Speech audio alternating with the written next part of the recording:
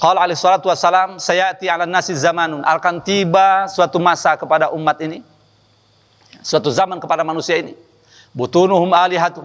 Bayangkan Pak, perut-perut mereka sebagai Tuhan mereka. Ini ngeri Pak. Wa nisa'uhum kiblatuhum, dan perempuan-perempuan mereka menjadi kiblat mereka Pak. Silakan diinikan sendiri itu. Wa dananiruhum dinuhum, dan fulus-fulus mereka dina dan sebagai agama mereka. Wa syarafuhum mata'uhum, dan kemuliaan mereka ada pada tahta dan harta mereka. Silakan sinkronkan dengan kondisi saat ini. La yabqa minal imani illa ismuh. Tidak tersisa keimanan darinya kecuali hanya namanya saja. Namanya saja. Wa minal islam illa rasmuh, dan dari Islam tidak tersisa kecuali hanya simbolnya saja Pak. Bangun masjid, yes. Musola, ya. Anak yatim santunan, oh masya Allah, gemar. Bisa jadi Pak. Bersedekah, oke. Tapi ini hanya simbol, bisa jadi Pak. Ngeri tidak kira-kira Pak? Bayangkan. Maka nanti ada kaitannya begini Pak. Ada pertanyaan, coba lihat dalam sejarahnya, dalam fotonya, atau kalau ada film dokumenter itu. Kenapa gembong-gembong PKI atau siapapun yang tokoh-tokoh sesat itu, ketika divonis mati mereka enjoy aja, tenang-tenang saja. Bahkan lihat foto-foto mereka itu, ada yang tersenyum sinis gitu.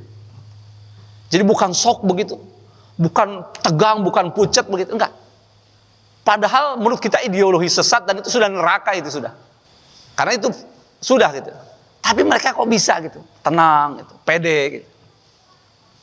Nah, Hamka pernah menjawab dalam satu tulisannya, karena mereka meyakini ideologinya Pak sampai menghunjam ke hati sanubari mereka. Bukan hanya dipahami sebagai sekedar ini saja, ya, retorika dan sebagainya, tapi betul-betul sampai ke hati sanubari mereka. Sehingga diyakini sebagai sebuah kebenaran, sehingga target dan ininya jelas gitu, versi mereka. Sehingga ketika vonis kematian atau vonis mati dijatuhkan pun mereka tidak gentar Pak. Nah pertanyaannya, kenapa di kalangan sebagian muslim kok berbeda, padahal sudah dinul haq, yakin inna dina indallahil Islam, ya, tidak ada agama yang diterima Allah kecuali Islam. Ini keyakinan kita penuh Pak. Nah, mengapa kok ada di sebagian umat muslim gitu, yang luar biasa fatwanya begini, tapi ketika dapat tekanan dan sebagainya berubah fatwanya. Kalau orang dibela mati-matian, ternyata begitu kena senggol tahta atau apapun berubah Pak. Malah berbalik dengan pembelanya. Bisa jadi. Nah ini kenapa ini? Berarti di situ jawabannya, kalau kata Hamka, ini mungkin ada yang sudah pernah baca, karena tidak menghunjam sampai hati, tidak dipahami secara komprehensif gitu sampai ke hati sanubari. Makanya kalau dikembalikan pada hadis Pak, Allah SWT, Khawarij itu kan Nabi sampai menjelaskan, yaqra'unal Qur'an la yatajawazu hanajirahum. Mereka ahli baca Quran, menghafal Quran luar biasa, tapi tidak melebihi batas kerongkongannya Pak. Ini yang mengerikan. Mengerikan sekali. Sehingga yamrukumna din kama yamrukusahumna ramiyah. Ini ahli ibadah yang tadi disebutkan itu qaimul lail wa shaimun nahar, malamnya dihabiskan untuk ibadah tahajud segala macam, siangnya dihabiskan untuk puasa. Luar biasa Pak. Tapi mereka keluar dari Islamnya seperti panah yang keluar dari busurnya Pak. Karena salah satunya apa Pak? Yaitu baca Quran, ahli Quran, tapi tidak melebihi batas kerongkongan.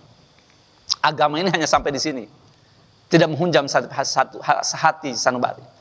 Nah kita yang jadi patokan, kalau orang-orang kafir, orang-orang nauzubillah min dzalik itu, ya, ketika divonis mati kok tenang, lah kita harusnya lebih mantap dari mereka kan. Ya, karena kita yakin alal haq. Agama kita agama hak. Ya, ideologi kita ideologi yang hak. Nah ini Pak. Baik, kita lanjutkan. Wala minal Qur'ani illa darsuh, dan tidak tersisa dari Al-Qur'an ini kecuali hanya tadarusnya saja, mempelajarinya saja. Belajar Quran, di mana-mana semarak, Pak. Wah, ini Iqra segala macam. Adalah luar biasa, Pak. Tapi hanya mempelajarinya saja, Pak. Tidak dipahami secara komprehensif berdasarkan ilmu-ilmu, disiplin ilmunya, tidak melalui guru-gurunya yang mumpuni. Gitu.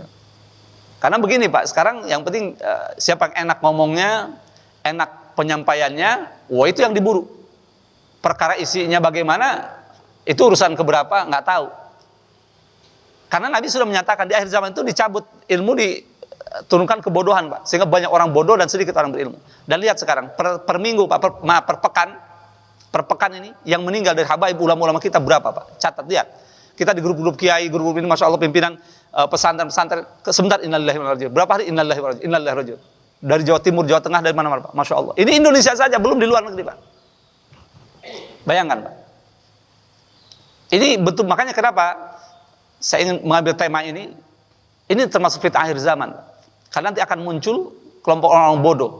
Kebodohan akan, ini salah satu di antara asyrati sa'ah, tanda-tanda kiamat sudah dekat. Termasuk fitnah akhir zaman.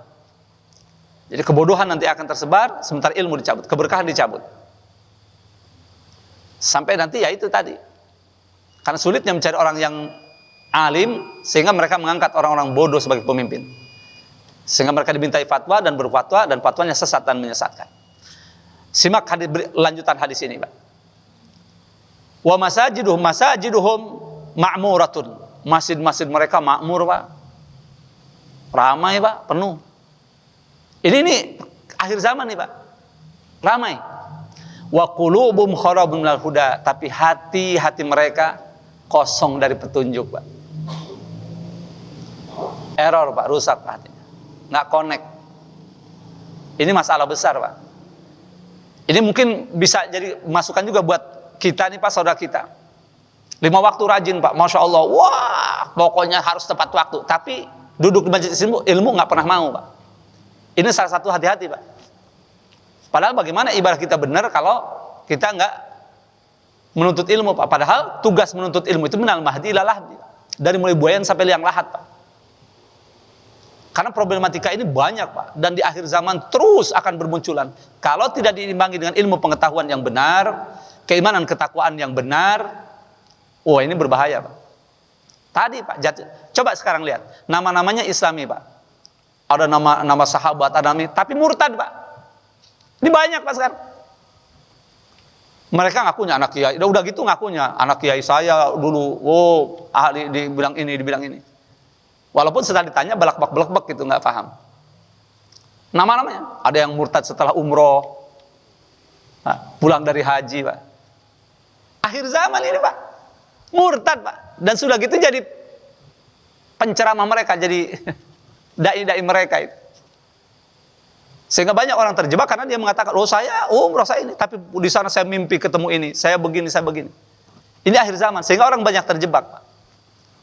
Bisa puluhan bahkan ratusan yang murtad karena dia. Namanya, nama-nama Islam, Pak. Perempuannya, laki-lakinya luar biasa. Nah, ini akhir zaman. Maka kita nih yang sudah aktif di masjid, ayo kita benahi hati kita. Sama-sama saya menasihatkan diri saya pribadi, khususnya umum kita semuanya. Perbanyak evaluasi, Pak, muhasabah. Ini hati saya jangan-jangan termasuk nauzubillah ini. Kharabun minal huda. Karena di akhir zaman begitu, masjidnya makmur, Pak, tapi manusia-manusianya kharab minal huda, hati mereka itu. Nah, ini mengerikan, Pak. Ulama'uhum asyadu khalqillah. Wah, ini lebih ngeri lagi. Ulama-ulama mereka paling jeleknya makhluk Allah, Pak. Ala wajhil ardi, itu di atas permukaan bumi. Walaupun tentu bukan semua. Artinya terjadi banyak nanti di akhir zaman seperti itu. Yang menggadaikan akidahnya, yang menjual agamanya, yang wah ya sudah. Hina idzin, maka pada saat itu kata Nabi. Nih, apakah sekarang sudah sampai masanya?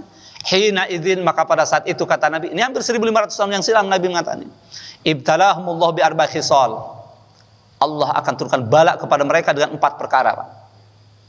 Ini Allah turunkan kepada mereka 4 hal, 4 perkara ini. Yang pertama, juru sultan. Kezaliman dari para pemimpin.